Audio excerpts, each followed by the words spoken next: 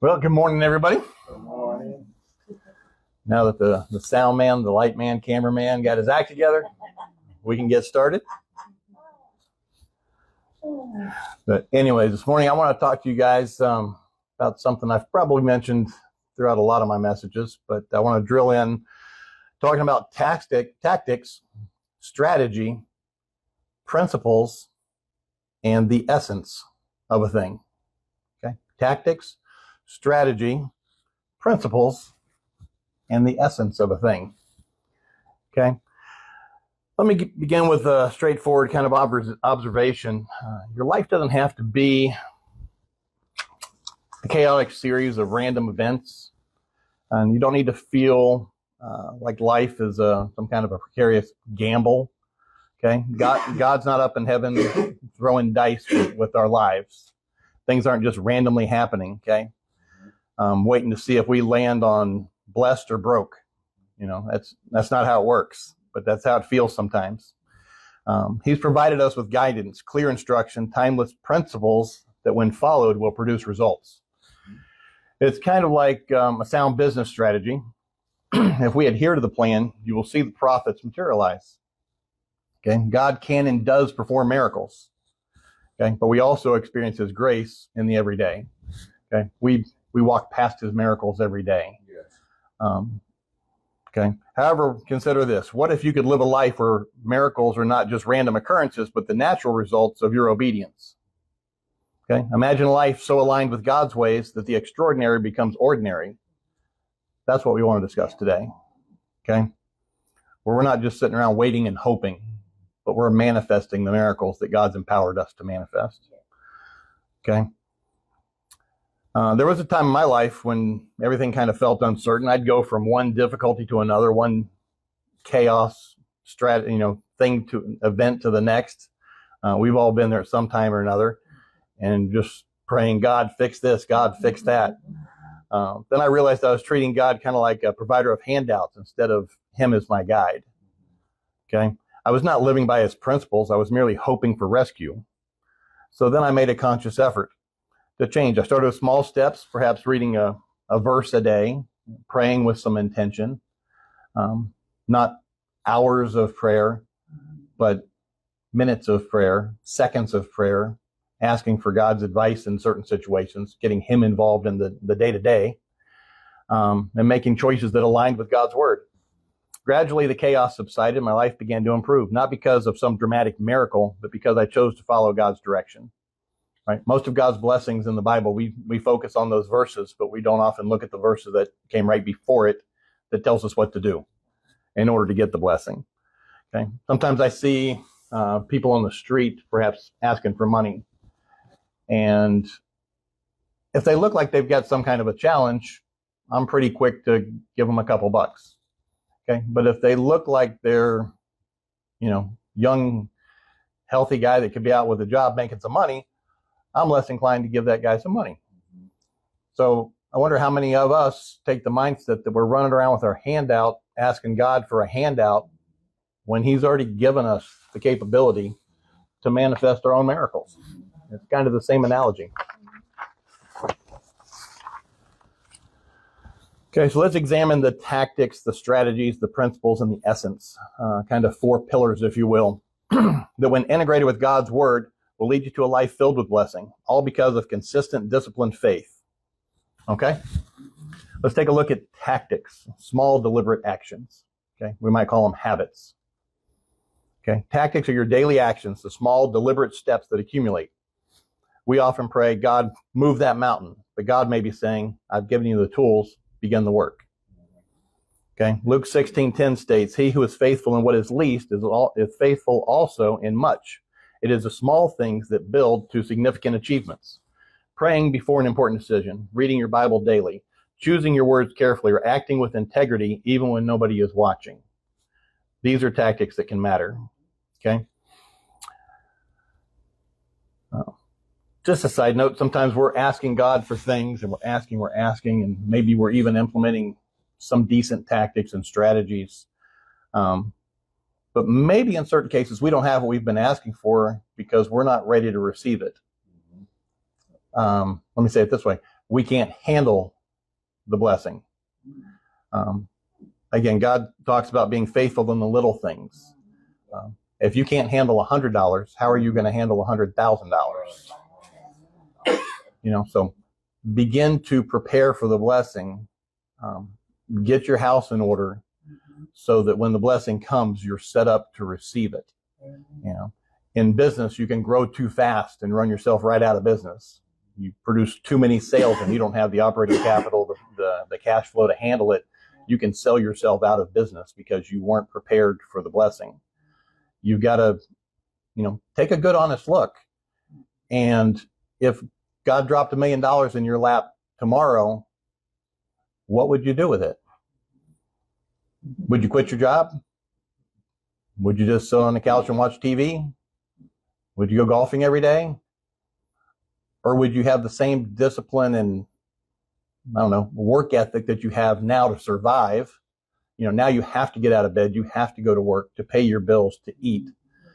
What if you didn't have to? Would you?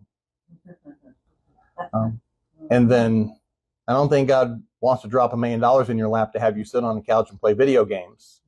Perhaps to get up at 7:30 in the morning still and go out there and work to be a blessing to other people, develop some kind of a business that can multiply and hire people and be a multiplying blessing. But maybe you're not in the mindset that that is what you would do with the blessing. And that's why the blessing's not coming. So just take a good, hard, honest look. That's something that hit me recently, so I'll share it with you. Okay. Consider this. Sometimes there's a family struggling financially, barely able to make ends meet, and then they decide to tithe. And even when it seemed impossible, they were tithing. Over time, God provided unexpected opportunities arose, and they went from struggling to being able to share with others. These are tactics, small acts of obedience that unlock God's provision. Okay. Tactically, tithing, the principle is a principle. Okay. The act of walking forward in church and giving your tithe, okay, that's a tactic. But the principle of tithing is unfailing. Okay. We can fail it with bad tactics. So trust me, there are lots of broke tithers, and there are lots of rich people that don't tithe at all. So both things are true because principles don't lie. And even people that don't tithe can practice tactics and strategies and principles that result in wealth, and they will result in wealth. And even people that tithe can live beyond their means, squander their finances, not do things that are smart with their money, and be broke. So one thing doesn't always equal the other. It takes a combination of these 4 pillars. You knock down one of the pillars and your building falls over.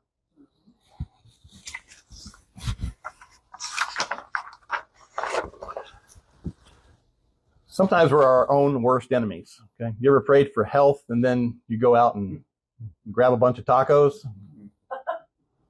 It's like asking for success while undermining your efforts. Tactics matter. Choose wisely in your daily actions and watch God work. There's a book called The Power of Habits. I recommend you guys grab it. I forgot who wrote it, but The Power of Habit. Great book that will just drive that point home. Tactics matter. They're the smallest piece of this puzzle. If I think about it, I'm thinking strategy is a bigger concept than tactics. Certainly principles are, and certainly essence is. Tactics is kind of the smallest piece, but it's just as important as the other 4. Maybe more important. You can overcome bad strategy with good tactics, but the reverse is not true. Okay? Let's take a look at David in 1 Samuel 17:40. He's facing Goliath, and he didn't seek elaborate weaponry. He chose 5 smooth stones, simple tools from his experience and trusted God. That small action, rooted in faith, defeated a giant. His faith and his experience of what he knew he could accomplish with those 5 smooth stones from his experience in the fields. That small action, defeated a giant. Okay. Or take Ruth. She simply remained with Naomi and worked diligently, one faithful step at a time, that led her to meeting Boaz, redemption, and a place in Jesus' lineage. Okay. And there's Esther. She didn't confront the king boldly. She fasted, she prayed, and waited for God's timing. In that small step, seeking him first saved a nation. And remember the disciples in Acts 2, they began with a small prayer meeting in an upper room, and the Holy Spirit came in and transformed everything. Small steps that had significant impact. Okay, here are some practical suggestions. Set a daily reminder to pray. Alexa reminds Angie and I every night at 10:30 or so, pray. Ding, this is your reminder to pray.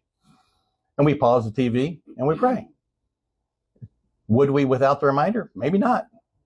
But you got so many, we got all this technology that's breaking our brains and doing lots of harm, in my opinion, in lots of ways.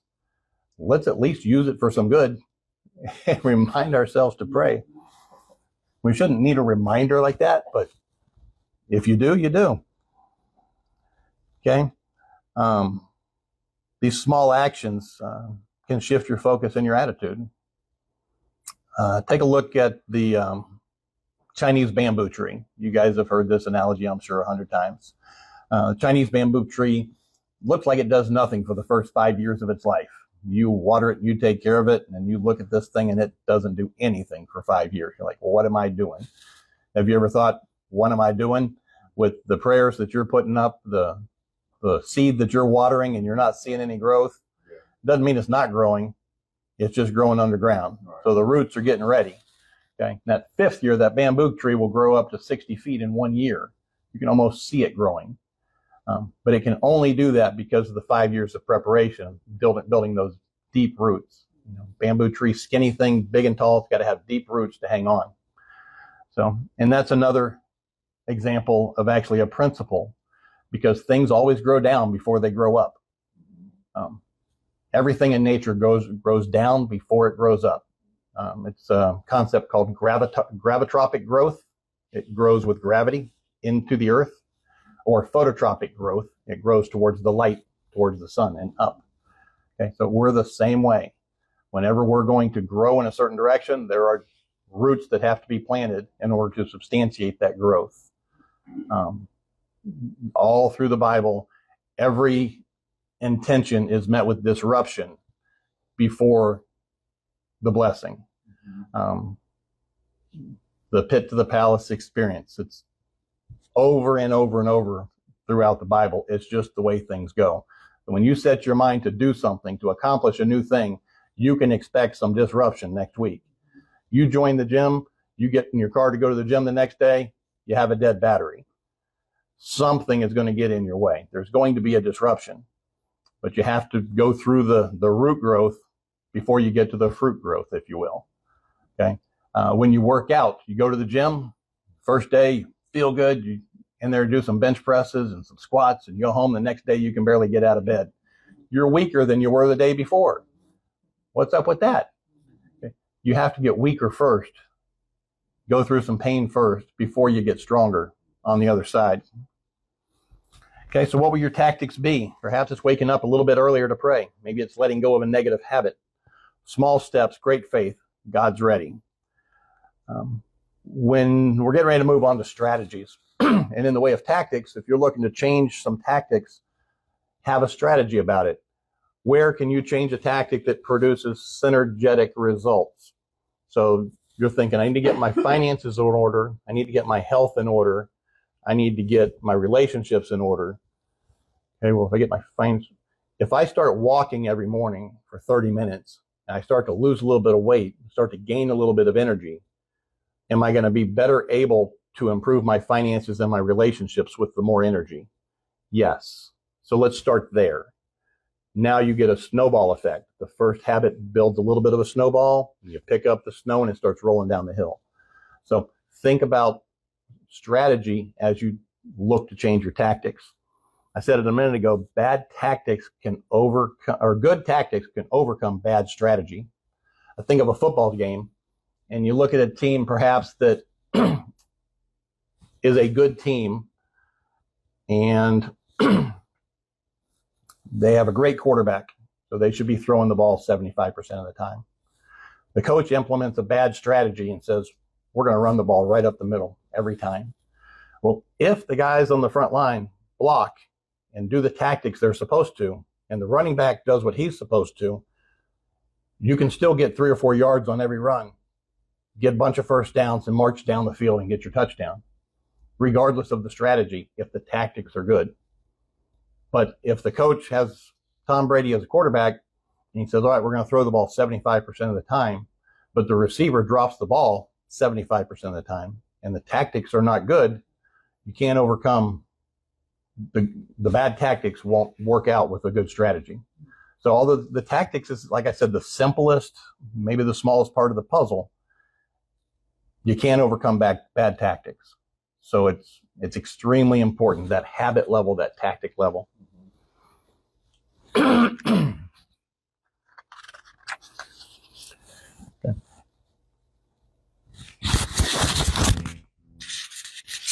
That's not a pen. I'm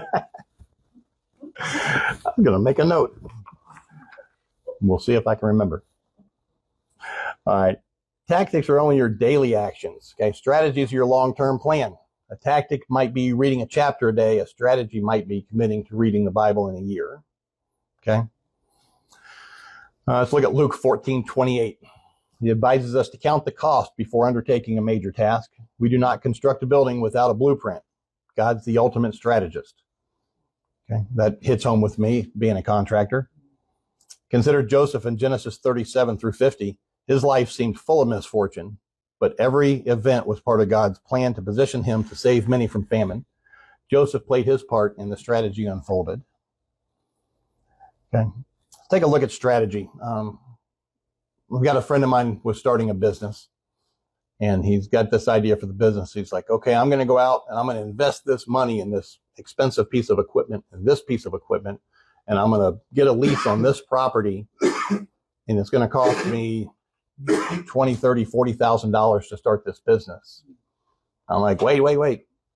That is a bad strategy.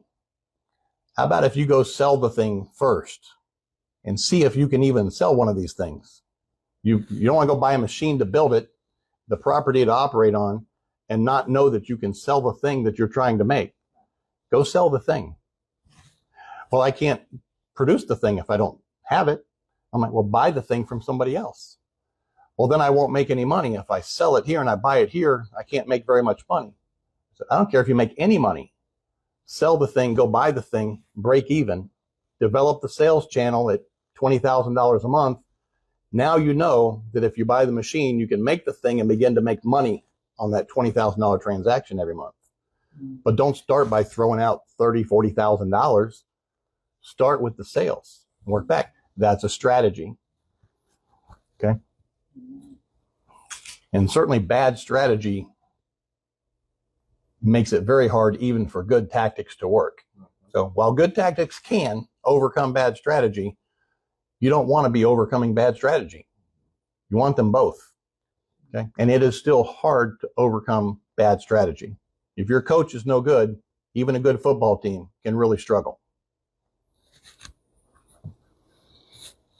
Okay. Here's a strategy starter kit. I've got down here, start some goals and stuff. Let's go back to a message I had 10 years ago. What I had called the 7 steps to success, something like that. But let's write these down because it's a really good place to be for strategy. And number 1 was identify a vision.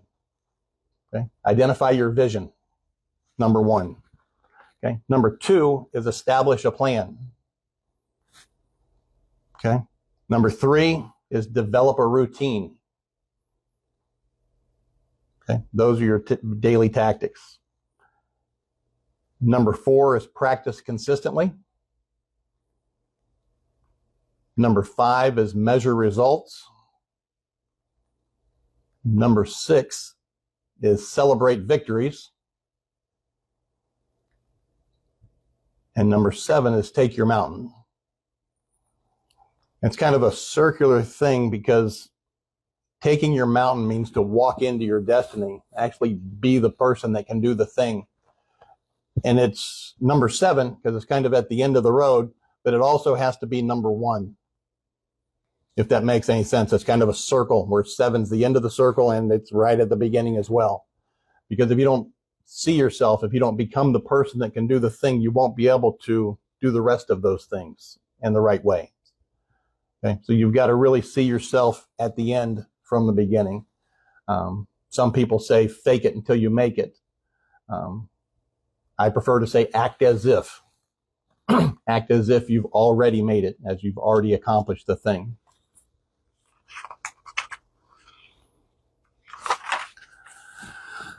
Okay, Galatians 6:7 states, do not be deceived, God cannot be mocked.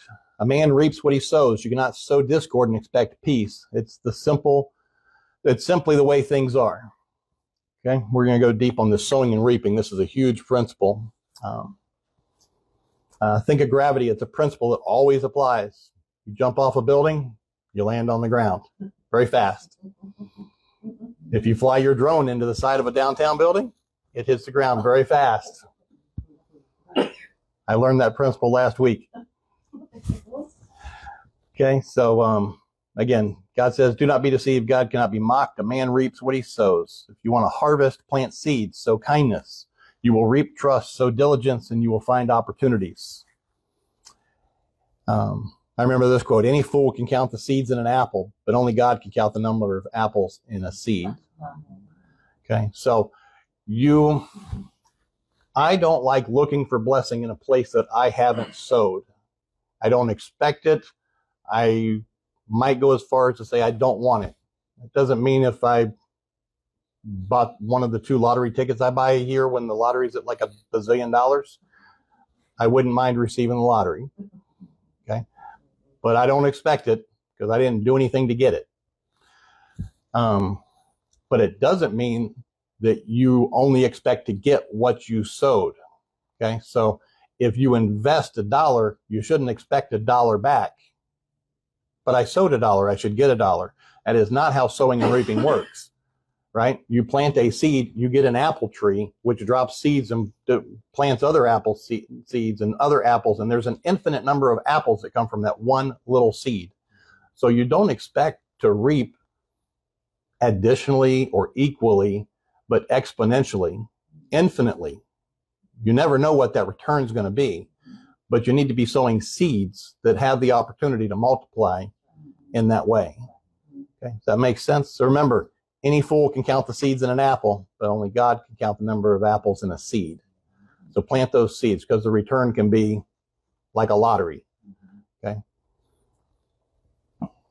Humility brings elevations. Humble yourselves, therefore, under God's mighty hand, that he may lift you up in due time. The word says to seek, not to seek your own glory, but the world says to seek your own glory, but God says, I will lift you up. Humility is not weakness. It's a position of strength.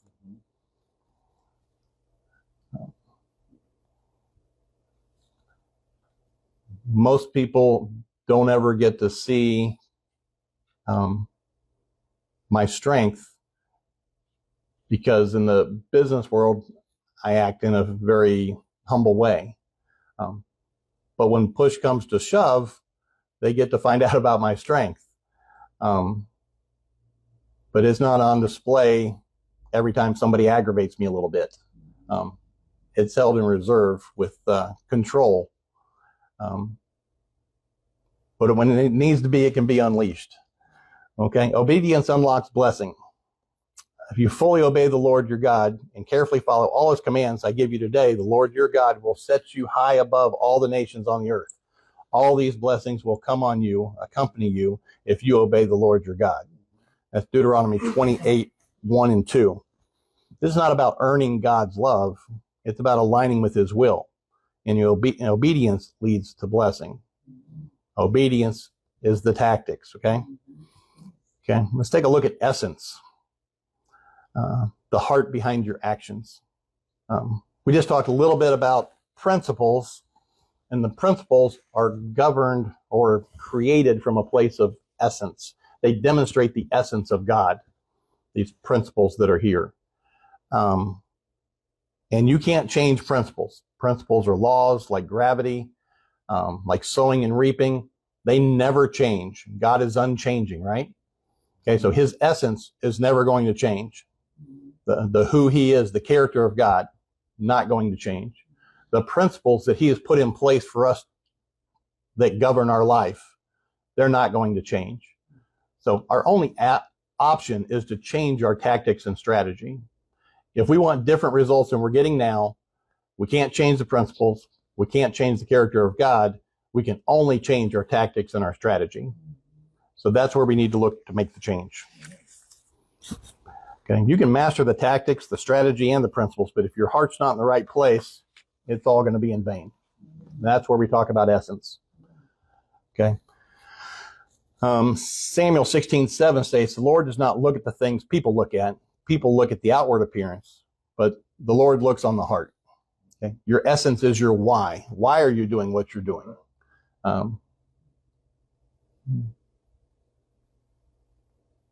In business, we talk a lot about find your why.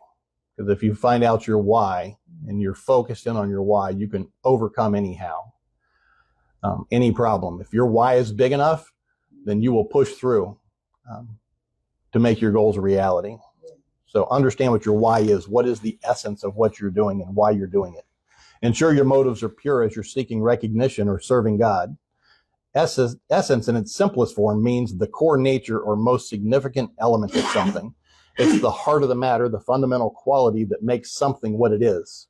Think of it like this. The essence of a flower is its fragrance and beauty. The essence of a song is the melody and lyrics. The essence of a person is their character and values. Okay? In the context of this sermon, essence refers to the underlying motives and intentions behind your actions. What's your why? The driving force behind everything you do. Are you motivated by love, gratitude, and a genuine desire to please God? Or are you driven by selfish ambition, pride, and a desire for recognition? Okay. What's your why?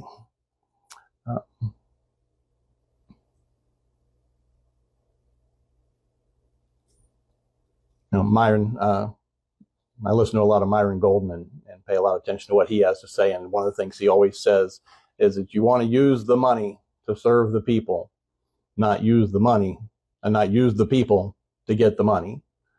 And so that's a big difference with a lot of people in the world. So the money's not the bad thing. It's what you do with it. So use the money. It's a tool. You use it. You don't use people. You use the money to serve the people. Okay. In the context, your essence matters because it affects everything you do. It shapes your decisions, your relationships, and your impact on the world. I'm getting ready to go back and reread a book from Andy Andrews called The Butterfly Effect that really digs deep into the fact that everything you do or don't do affects all kinds of things around the world that you may never know.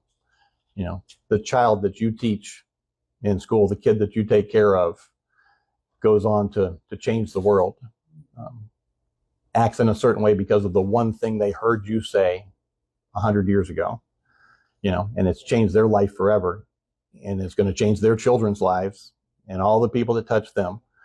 So never discount the words that you have to say or choose not to say to somebody, because they can have negative consequences and positive consequences. So the thing that you're too embarrassed to say to somebody could be a world-changing event.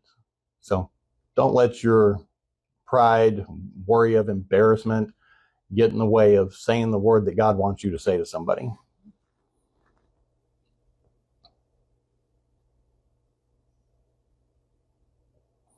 When your essence is aligned with God's heart, your actions become a reflection of His love and grace. That's how you can know that what you're going to say to the person is going to hit where it needs to hit. If your actions and motives are aligned with God, then it's all going to be all right. Okay? If your actions and your motives are aligned with your own self and getting recognition or putting yourself in a certain place, maybe it's not going to work out that well. But if your heart is pure and you're speaking what God's got on your heart to somebody, it's going to be life-changing. And you probably won't see it, but it's going to be life-changing. We look at essence of a thing and where, I guess, the definition or the realization that there is an essence of the thing to even think about. A lot of times when I'm teaching something here and I talk about tactics and strategies and principles in essence, who cares? I'm just trying to make you aware that there are these four things. Until this morning, you probably didn't think about them that way. But now you've got a vocabulary, you've got a thing to think about. And the essence of a thing, where does that matter? Well, I think about it in terms of money.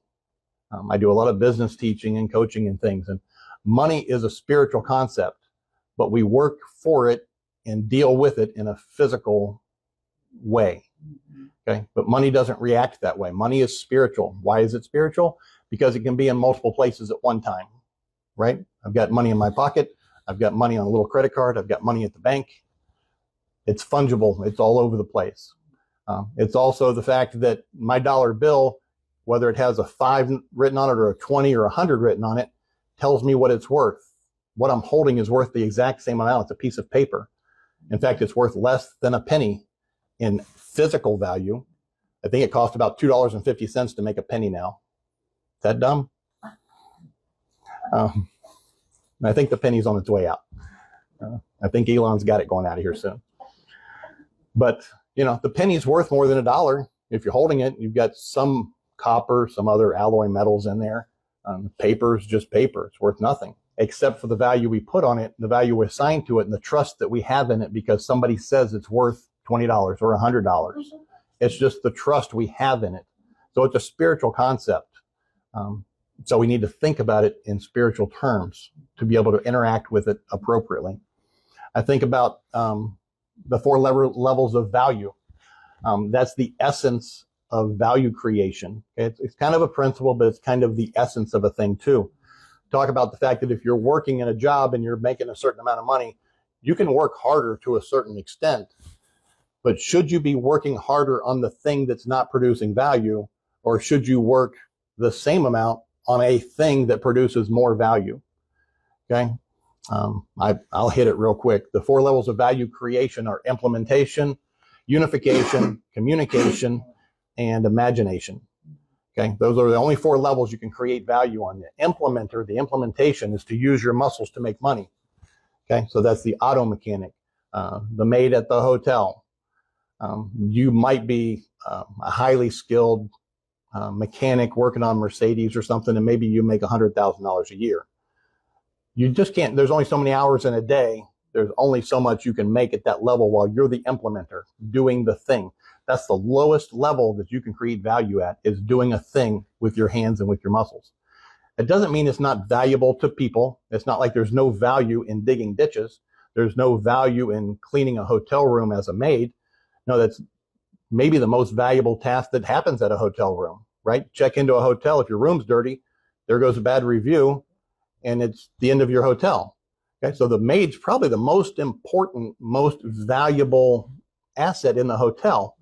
But in the financial world, it's the least rewarded value creation you can do.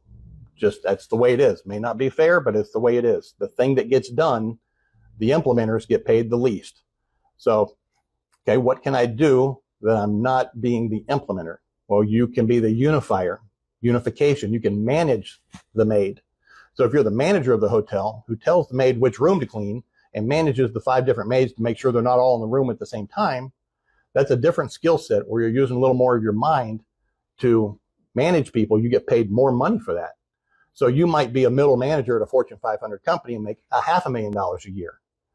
Okay, so that's a higher level of value. So where can you implement some unification skills to increase your income?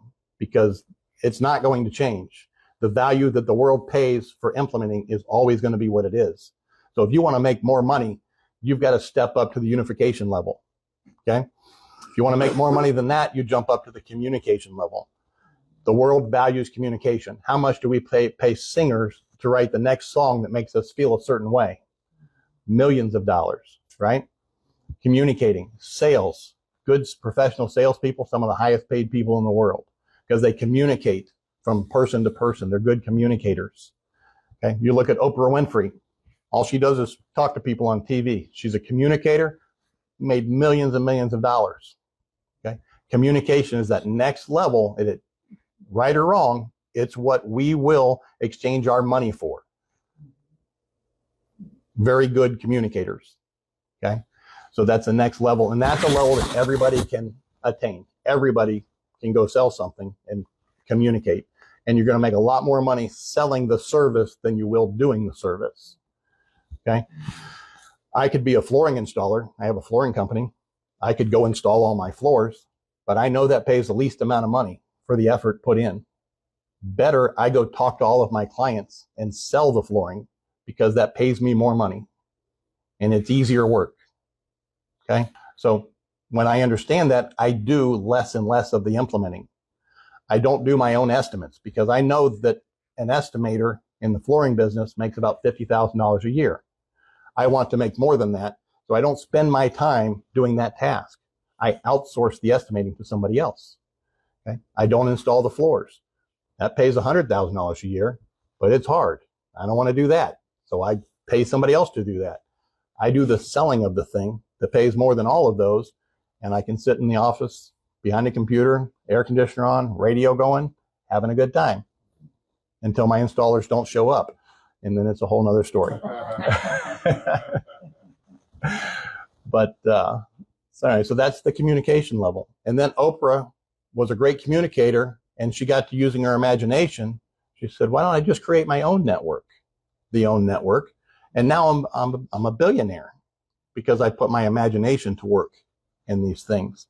Okay, so there's where it matters that you have language and definition for concepts, principles, and the essence of a thing like a value creation. Now you have the tools, the weapons to think about things in that manner. Okay, I don't drive things around town. Most of my competitors, if their customer wants a sample, they drive to the vendor, they pick up the sample, they drive to the customer, and they hand it to them. Well, how much do people get paid for driving around? Uber gets paid about $8 an hour to drive around. Why would I want to drive around anywhere? It's crazy. So I call Uber and I have Uber go to pick up the sample at the vendor and drive it to my customer and drop it off. Because I'm not doing that task. I'm not doing that implementing. It doesn't pay enough money. So I consciously, although it might save me $30 today, what can I do that's more valuable with my time while that guy's driving around the world delivering samples?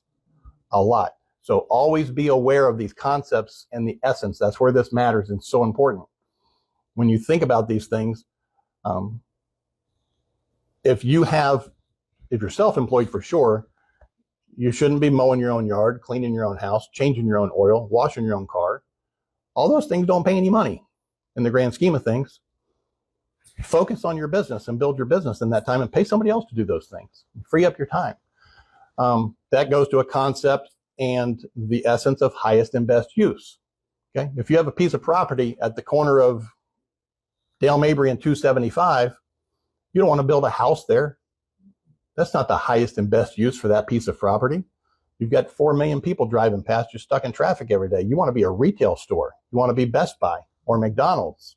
Okay, that's the highest and best use for that piece of property. Okay, piece of property out in the country with trees and lakes around, that's a great place for a house. Okay, so think of it with the people in your life. Where are they best positioned? What is their highest and most valuable use?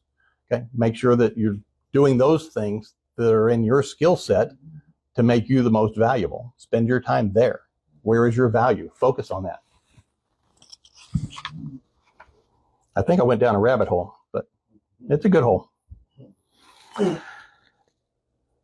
Okay, living a miraculous life through discipline. If you integrate these tactics and strategies and principles and have a right heart, you'll live a life where blessings abound. Okay, discipline's essential. Start today. Take one step. God's with you.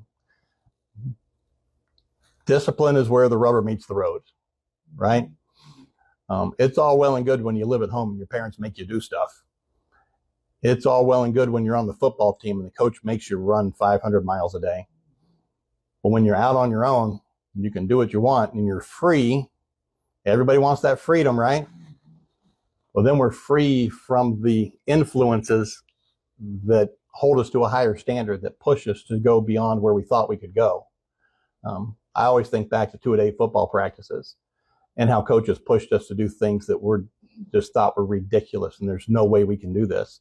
And it should surely be illegal to make us run until half the team throws up. That's child abuse, right?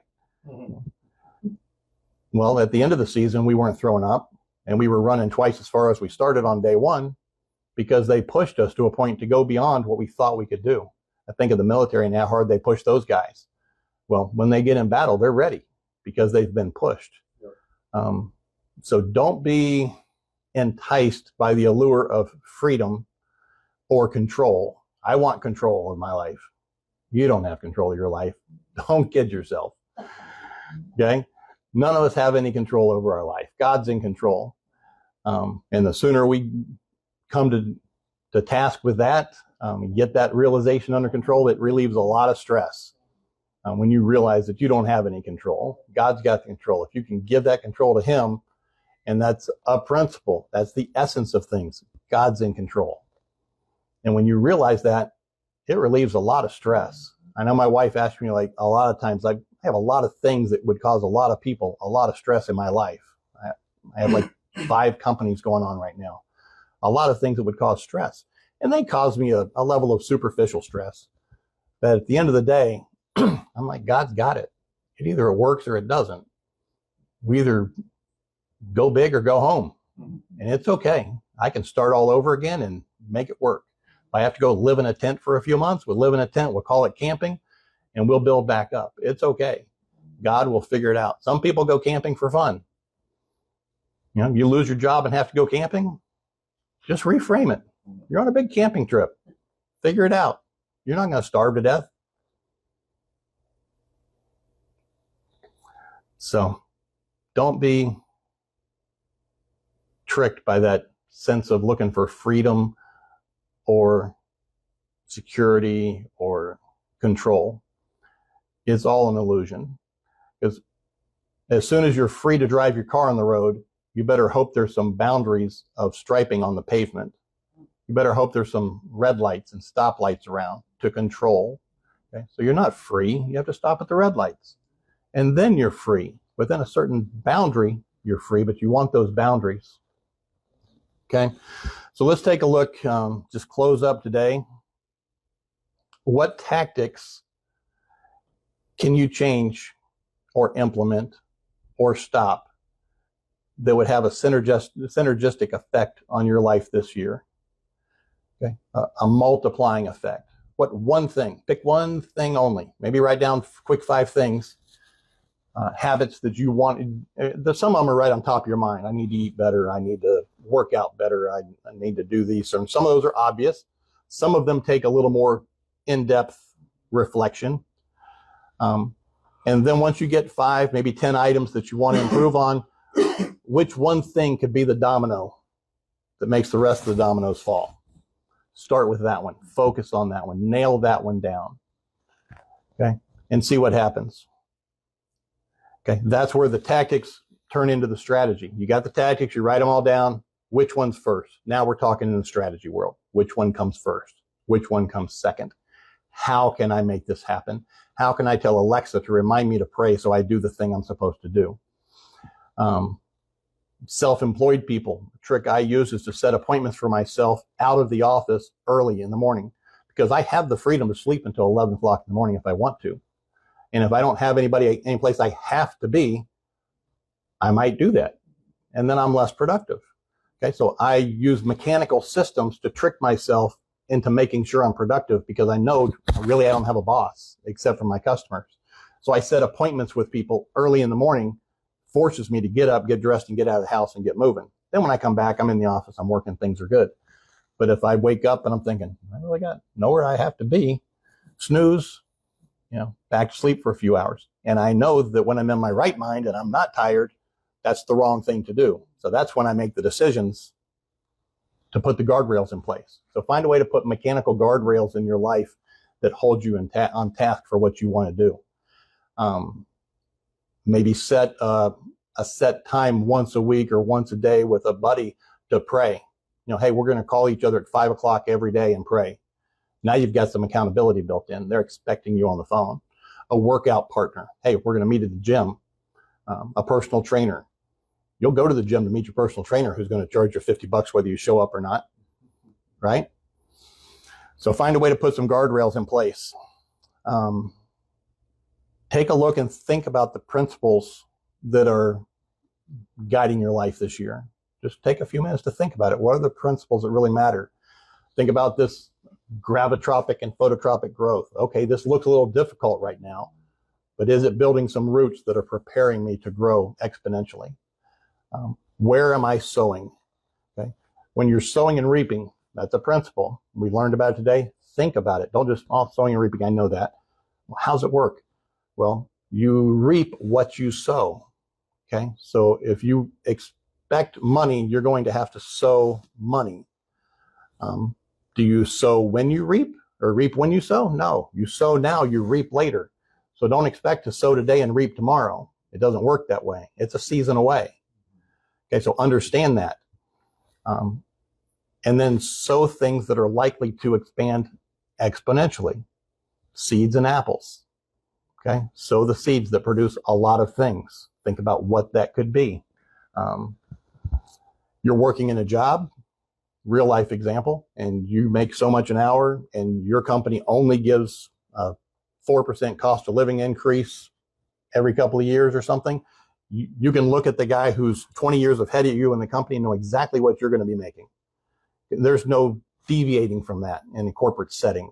You get paid this, you'll get this raise next year. If you perform, you get a little more. But look at Bob, he's 20 years ahead of you and here's what he makes. There's what you're going to make. Well, what can I do about that? Well, I could go to school and get my master's, and they pay people with a master's degree an extra 10 grand a year. They pay people with a doctor's degree this much more per year. Or I could get a certificate in this and start doing this. And that certificate could be a 2-3 month course at best, maybe, and you learn a new skill. And that's the stuff that matters today, more so than master's and doctorate degrees in the business world. They want to see that certificate and the skill and show that you can do a thing. So take advantage of the principle and implement a strategy that's going to make a difference. Don't just go through life complaining about where you are if you're not going to take the steps to change the strategies and the tactics to change the outcome, because the principles and the essence of things aren't changing. Those can't change. So your only option is to change your tactics.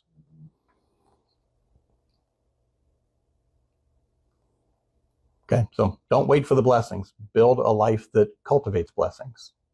Okay, and I think that's all I got for you this week. Okay, so I will see you guys back here next week. Same time, same place. God bless and have a great week.